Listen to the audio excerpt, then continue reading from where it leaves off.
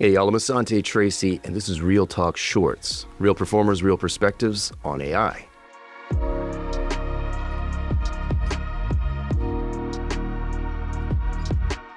Now, if any of you have been following along with our Facebook posts and some of the emails that we've been sending out, you know that we're in IPA negotiations right now. And some are calling this one of the most historic sessions we've ever been a part of. And that's namely because of one of the big talking issues, which is AI.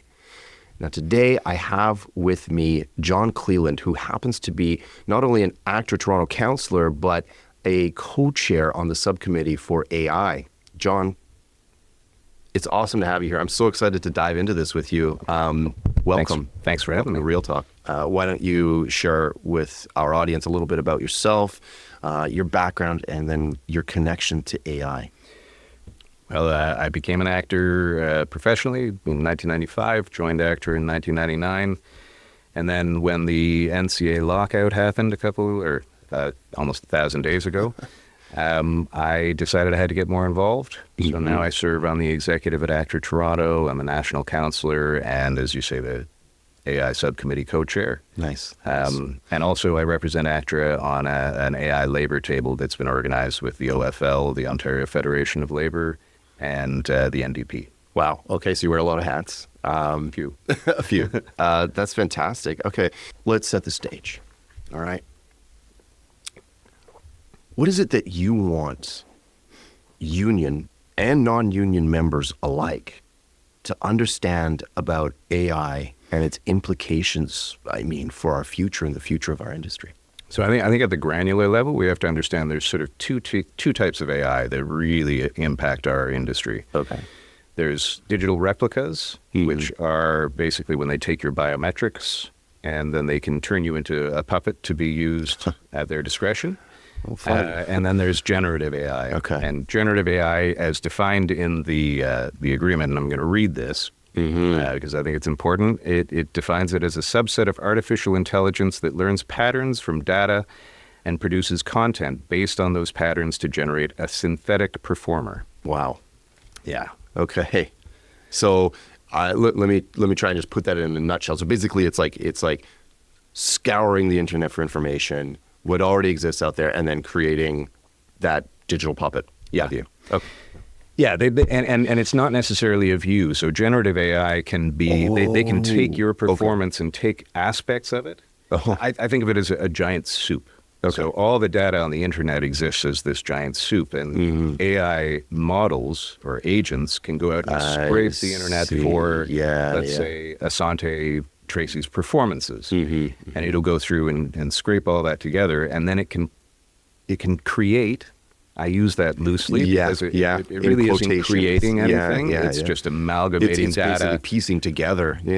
And spitting out some kind of representation of you that can be a little different and therefore not recognizably you. Exactly. And obviously that opens up an entire can of worms as far as consent, control, and compensation. We're going to dive into that later. So I don't want to... Yeah. Let's continue. You're saying... So there's the digital replicas, there's a generative AI. With generative AI, I think think about ChatGPT, right, and Sora or Luma. Those are kind of the what I think of when I think of generative AI. Okay. I guess what I'm wondering is, what are some of the specific areas within the SAG-AFTRA agreement that bring up a little concern for you, and then, on a kind of a lighter note, how might we be able to capitalize on those during our negotiations? So I want to be clear that I'm speaking as a member of ACTRA Toronto, just a member. I'm not speaking as the executive. Right. Any position I'm taking here does not reflect the position of ACTRA. Amazing. And it's not a criticism necessarily of the agreement that SAG-AFTRA did agree to, because we have to remember that was done a year ago. Well, and the technology has exploded since then. Right. And it's evolving and changing. So at the time, they didn't have all the information we have today. Exactly. So when people come to me and they say, hey, are we getting the same protections they got in the SAG-AFTRA agreement? I say, I hope we're getting better. Yeah. because it's an evolving technology. It's a disruptive technology. We need to stay. We need to keep it as a living document that changes not just every 3 years, but every maybe 3 months. Yeah. Because that's how quick the technology changes. Oh, that's great.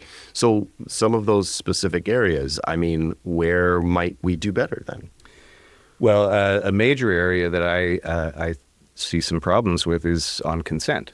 Okay. Where right now in the agreement, consent can be conditional, or your consent can be a condition of the employment. Oh, okay. So when you get the job, Yeah.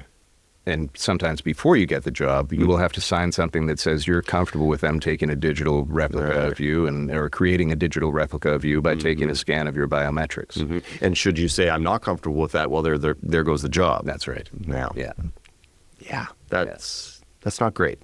No. That's not great. No, and it just means that actors who have the leverage to say, hey, no, I'm not going to do that, or if I do that, then you have to dispose of and delete and destroy that replica afterwards.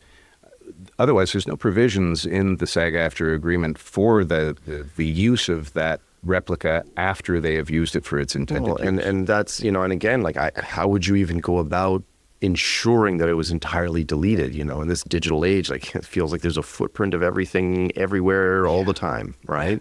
So that's okay. So yeah, I can see that being fairly problematic. Which is why you have a collective bargaining agreement, so that you can negotiate the behaviors on both sides of the issue, right? So we're asking producers to respect our biometrics, even though we don't have full coverage by the legislation in our country or even in the world. So I know that we have the 3 C's as kind of the basis of our approach to the AI negotiations when it comes to the IPA. There's consent, control, and compensation. How do control and compensation factor into this? Yeah, it's interesting because the agreement that SAG-AFTRA got doesn't actually address how the data or the replica is disposed of after it's used. Okay. So that has to be negotiated by the individual performer. Interesting. Which is, it creates some issues. Yeah. So, for example, often producers will use a third party to take the scan and scan your biometrics. There's very little language in the agreement that restricts them from how the third party uses it. Oh, wow. Okay. They're hardly even addressed. Wow. Okay. They're given the right to do it in the agreement, but they're not policed on how they use the data once it's taken. Jeez. All right. Okay. There's also the issue around what happens when you die. If you've given consent for your image or your likeness or your biometrics to be used in life, there's no provision to stop that consent after you die. Wow. Okay. The producer has an obligation to try to find you, and the language in there is they say if a performer's authorized representative cannot be identified or located, then it is the union who can give consent. The union? Oh, the union. For the use of your replica.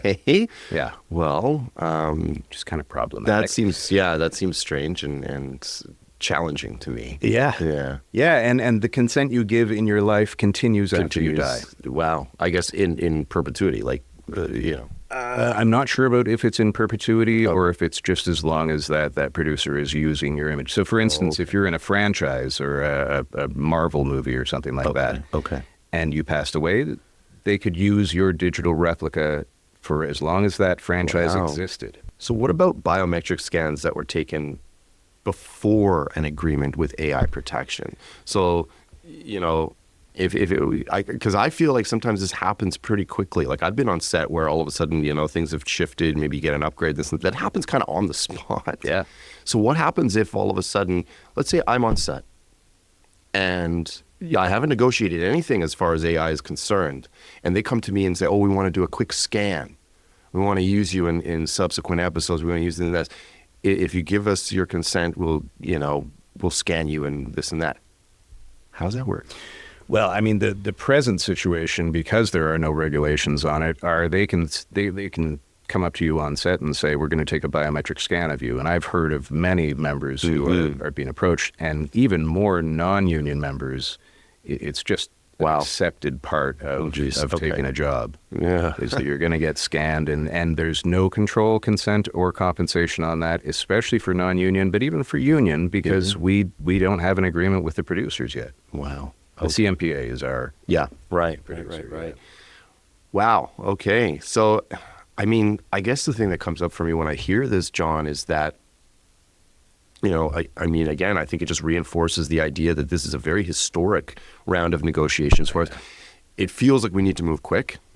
It feels like we need to get these things in place, like kind of yesterday. Yep. Right. But that given what we know now, there is opportunity for us, which I think is... Yeah, we need hope for at least. We need to understand, I think, how existential this threat is to us as performers. The difference between a human performance and an AI performance, and what is the value of the human performance, and can we convince producers who now are mainly tech companies, for whom the bottom line is really what matters, primary motivation. Yeah, that's not their fault. It's their fiduciary duty to increase shareholder value. Yeah, they're doing their job, but studios used to have this, you know, this love of art. They were creating art. They also wanted to make some money, of course, but the money was not the primary mover. Now we're in an industry where money really, the bottom line is what's dictating this. Yeah. And if it's cheaper for them to use replicas than humans, I don't know how we stop them from doing that. Wow.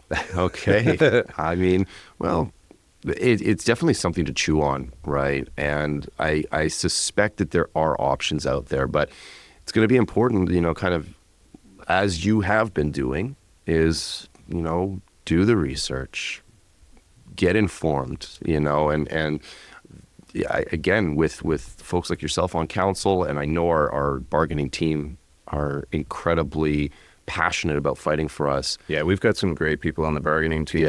Who, like my co-chair, Corey Doran's on the negotiating team. I've heard him speak. It's he knows his stuff. Alistair really knows his stuff. We've got a lot of people who are working very hard on this. That being said, I think it's really important for the membership to educate themselves. Yes. To spread this video. Hopefully it'll be informative. But also to do the research and find out what the other unions are doing. You can go online and find out what the UK is aiming for in their negotiations. You can find out, you know, what the legislation is, which all is woefully underserviced. Yeah. In Canada, they came up with an idea for a law. It's called, what is it called? It's called the Artificial Intelligence and Data Act. Okay. In 2022, they started working on this, but it's been stuck in committee ever since. Yeah. So, not very useful to us at this stage. Well, the government has to understand that this is actually something they have to do now. Yeah, it's happening now. And you know, you mentioned how we can look up the UK agreement, and it's like, this is really a global thing. This is not isolated to one particular country or one particular society. You know, this or is an industry. This is going to have to require like global mobilization around it, which is interesting. We were talking about the IPA negotiations and, you know, our role in that. Now, my feeling is that language is going to be such a pivotal factor in these negotiations, that certain language such as substantially as scripted, performed, or recorded really allows producers a lot of free rein when it comes to things. They can modify this, that, and the other. I mean, it seems like there's a lot of issues that could arise from this. Yeah, that's a perfect example of where the language is kind of vague. And so the definition of what substantially is scripted, performed, or recorded is left up to the producer. Yeah. And the producers really want to be able to alter scenes in post. Sure. But my big contention on that is that we need to be able to consent. 100%. And control how that is being done. Yeah. I mean, God forbid, you know, and then old Granny's watching, and next thing you know, geez. Well, we've already seen examples of this where people's likenesses, including their voices, or their voice, have been stolen and used in porn. and there's no consent, no control, no compensation for that. That's wild to me, you know, that it can get to that state. And yeah, again, it just really hammers home the idea that, you know, it's such an important round of negotiations. It's so important that we get this right. Again, language. Yeah, language. Language is key. It really is. Oh, boy. And I love I can't help but acknowledge the delicious irony in that, you know, ours is a medium of language. Yeah. Right? And now it becomes incumbent upon us to harness language to protect our futures. There's a kind of a second arm to this, which is generative AI. Now, my understanding is that, you know, the concern here is it allows producers to just train AI models to create synthetic versions of us in our likeness, voice, so on and so forth. What are some of the things that we need to be mindful of with generative AI? Yeah, so generative AI is really dicey. Okay. My feeling on it is that we need a two-pronged approach. Okay. So there's the collective agreements that we have with our producers. Right. But they only can go so far. That's contract law. Mm-hmm. What we really need is governments to step in and legislate. In Canada, they need to change the copyright laws, and they need to. They've got a thing called the Artificial Intelligence and Data Act, which they started working on back in 2022, but has been sitting in committees. It's been dormant, hasn't it? Yeah. And is not doing anything. Well, okay, so I think probably one of the things our audience is wondering is like what's the distinction between contract law and legislation? Like how would that look on our end when it comes to enforcing some of these things? Well, contract law, you need to hire a lawyer in order to pursue any damages. Okay, which is not resulting, which is not cheap, and I don't know many actors who can afford to do that.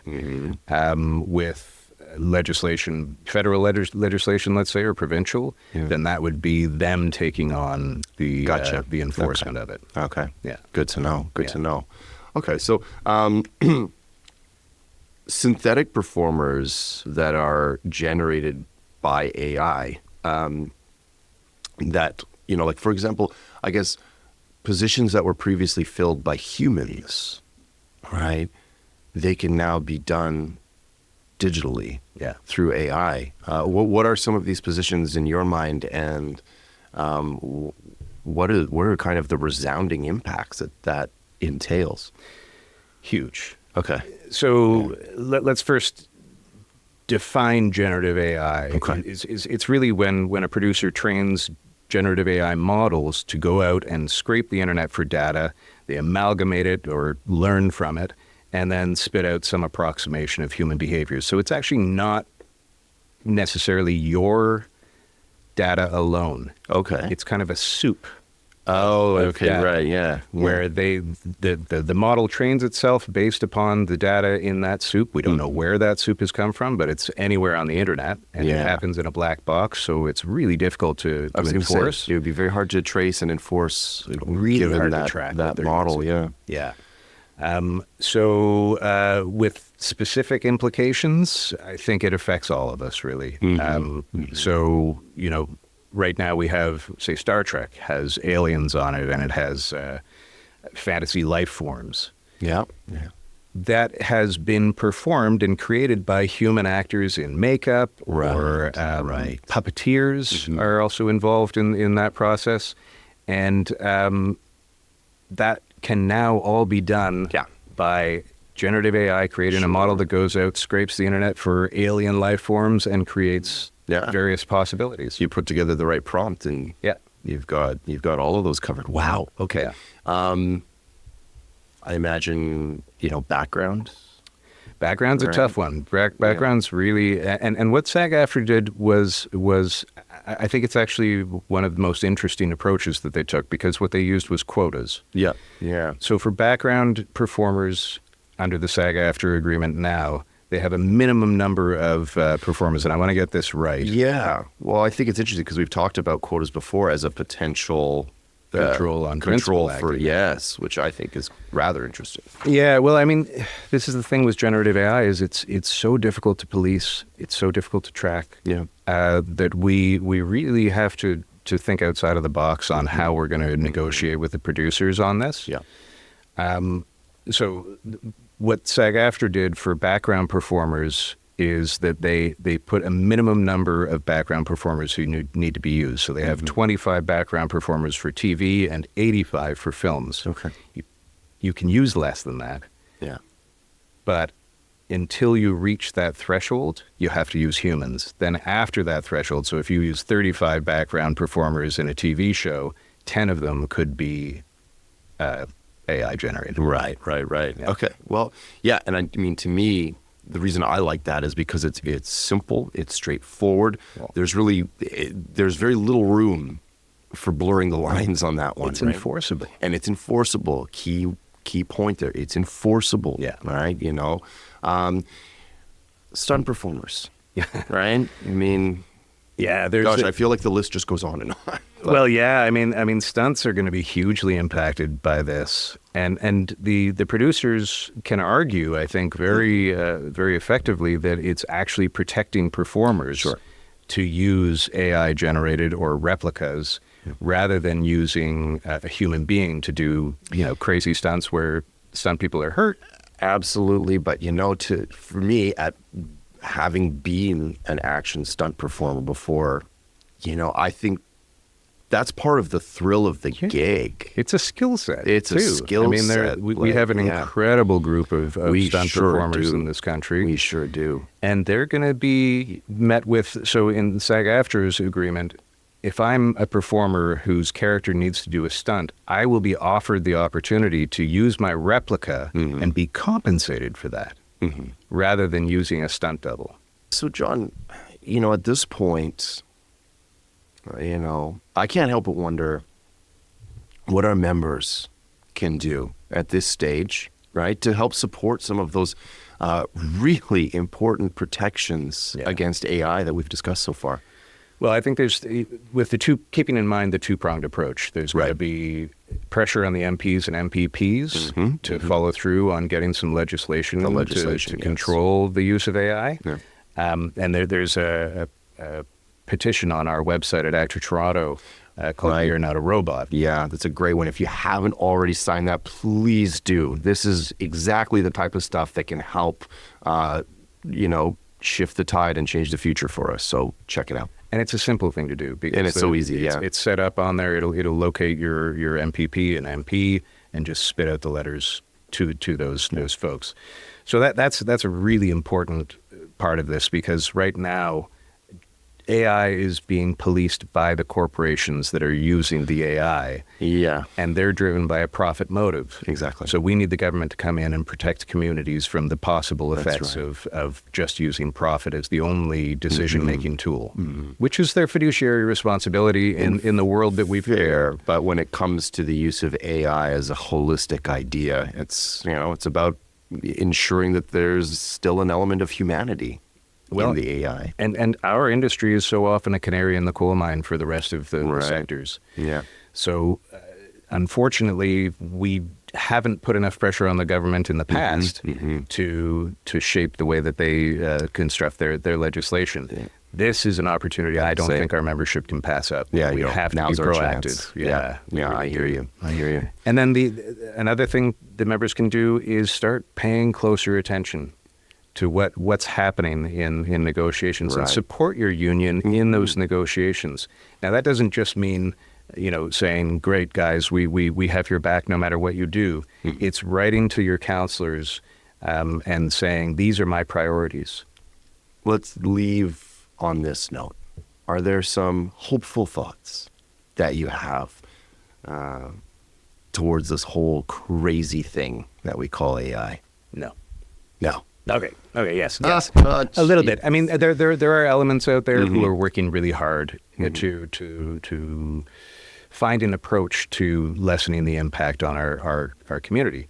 I would encourage everybody to look at Credo 23, which is basically it's an identifier for art that is being created without using AI. Okay. And so the idea behind it is to put the control in the consumer's hands. So if consumers are happy consuming content that has been AI generated, very well. If they're not, then they can seek out Credo 23 as an emblem on whatever art they're looking at and only consume that art. Okay. And so it's sort of sending a message to the industry that I'm more interested in seeing humans do this than this sort of beige, bland, derivative AI crap, which it will become because it is derivative. It's not a creative process. Yes, this is something that's really been, articulated. Okay, that's okay. That's hopeful. I like that. There's also other organizations like NAVA. NAVA is the North American Association of Voice Actors, and they've created a rider, which I encourage everybody to go to NAVA, NAVA, and download that rider. Encourage your agent to attach it to any projects that you're working on. It just protects your data. Okay. Very important.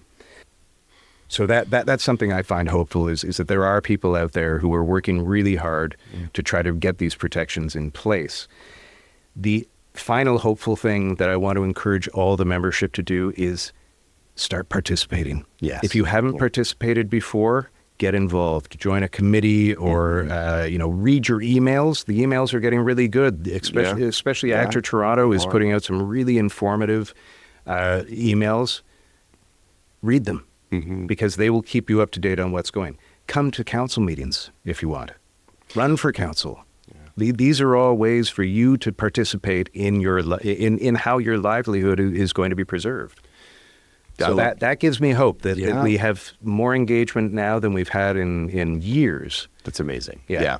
No, I think that's fantastic, and John, it's one of my beliefs too, is that when we start making this part of the general public conversation and we take, not only an active role, but a very, impassioned role in this, because like you said, it's in no uncertain terms, it's the fight of our lives. Yeah. Yeah, right? It really is. And, it's for our livelihoods. And, I couldn't think of a more opportune time for ourselves and our membership to get involved and to really kind of dictate the way forward.